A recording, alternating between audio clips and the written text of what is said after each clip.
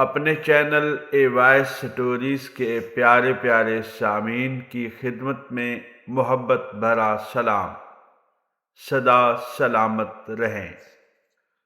دوستو، ایک بادشاہ اپنے ملک کی سیر کر رہا تھا کہ اسے اچانک خیال آیا کہ کیوں نہ اپنی رعایا کی ہوشیاری اور جفاکشی کا آج امتحان لیا جائے۔ اس نے اپنے سپاہیوں کو حکم دیا کہ ایک بڑا سا اور وزنی چٹان نما پتھر اس راستے میں رکھ دیں۔ پھر بادشاہ اپنے کچھ سپاہیوں کے ساتھ ایک طرف چھپ کر بیٹھ گیا۔ اتنے میں کچھ لوگوں کا وہاں سے گزر ہوا۔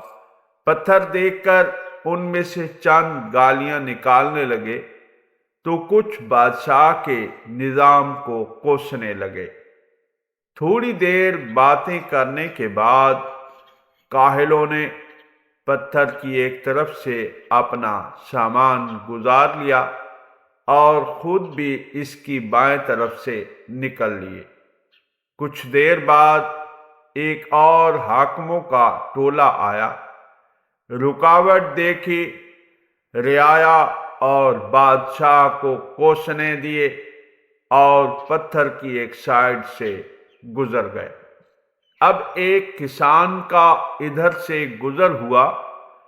اس نے اتنا بڑا پتھر دیکھا تو اپنا سامان ایک طرف رکھا اور لگا خوب زور لگانے۔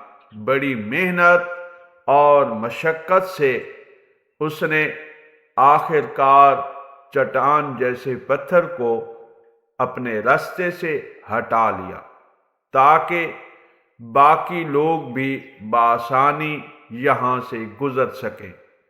اتنے میں اس کی نظر ساتھ زمین پہ پڑی اور کیا دیکھتا ہے کہ ایک صندوق ہے اور اس کے ساتھ ایک چٹھی بھی رکھی ہے۔ اس نے صندوق کو کھول کر دیکھا تو اس کی آنکھیں چندھیا گئیں۔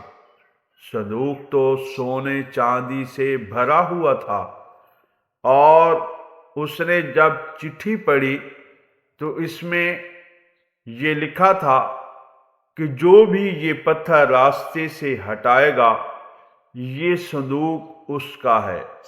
بادشاہ دراصل رعایا کو یہ سبق سکھا رہا تھا کہ اکثر جس مشکل کو ہم رکاوٹ سمجھ لیتے ہیں وہ حقیقت میں ہمارے لیے ایک سنہری موقع ہوتا ہے۔ تو دوستو، ہمیشہ محنت جاری رکھیں، اس کا ایک نہ ایک دن پھل ضرور ملے گا۔ نیک تمناؤں کے ساتھ اور اس امید پر کہ آپ ہمارے اس چینل کو پسندیدگی کی سند ضرور عطا کریں گے۔ نیک تمناؤں، اچھی دعاؤں کے ساتھ مجھے اجازت۔ اللہ حافظ۔